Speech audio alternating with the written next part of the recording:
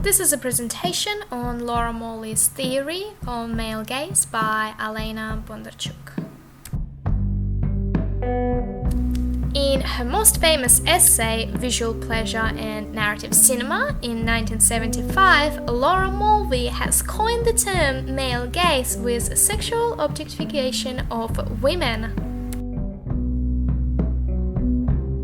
Male gaze refers to the process of depicting a female body visually pleasing to the heterosexual male. A female character in the movie has two purposes: to be looked at by a male character within the narrative and to be looked at by a male spectator within the cinema. In this relationship, all the power is owned by a male spectator. He looks and controls the image, while the object of his gaze, the woman, is powerless and completely exposed to the viewer. While the woman is passive, the male is active.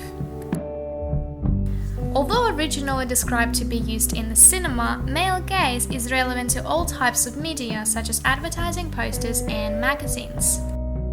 Perpetual depiction of women as objects to be looked at by a male spectator reinforces the order of patriarchal society. Another term used by a number of feminist theorists, including Laura Maulvey, refers to a social order of gender inequality, where men are perceived smarter, stronger, more capable of doing any task than women, which is based on pseudoscientific studies in order to reinforce the gender roles that place men in a dominating, powerful position and continually discriminate and subordinate women.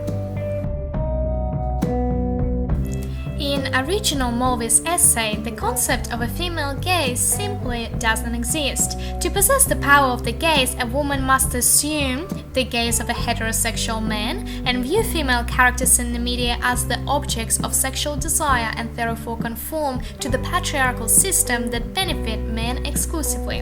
And Doane in 1982 added that as a result of having to adopt male viewpoints, women are more fluid in terms of sexuality and gender. An objectified female body is often used to advertise a product even if her appearance or sexuality has nothing to do with the product itself. Beyond that, the woman in the advertisement becomes the product being sold. The message always screams, "Buy the product, get the girl." In this way, the male gaze translates women into a commodity that aids the products getting sold.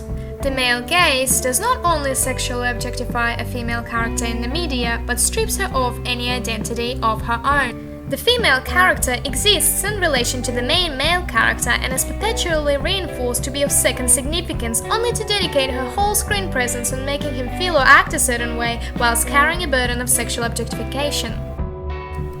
As a result of that, women are constantly reminded to pay the closest attention to their appearance before intellectual attributes, which not only demeans them as human beings, but also can be very self-destructive, causing stress and mental disorders.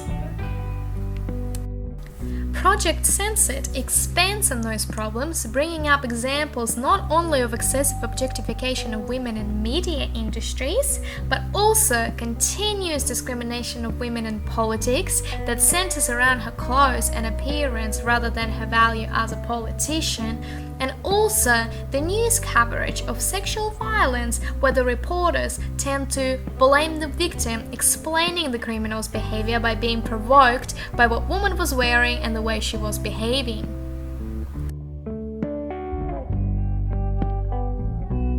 Many theorists critique the fixity of Maulvey's argument of men being inherently active and women necessarily passive. Such definition revolves around an essentialist concept, that is, that there is only one type of spectator, male, and only one type of sexuality, heterosexual. The theory did not account for the female spectator, nor for gay or transgender spectators. In addition to that, Season Moore talks about a newly emerged female gaze. Sexualized male bodies have been depicted before, but they appear much more often now. There are a number of reasons for that. First of all, pop culture started to present males as erotic for their audience, and secondly, men took more interest in grooming and their appearance in the past 30 years.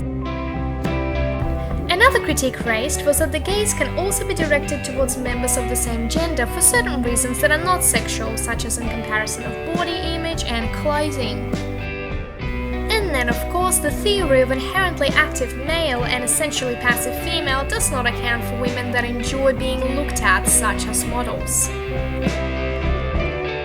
Thank you for listening to Laura Maulvey's theory on male gaze.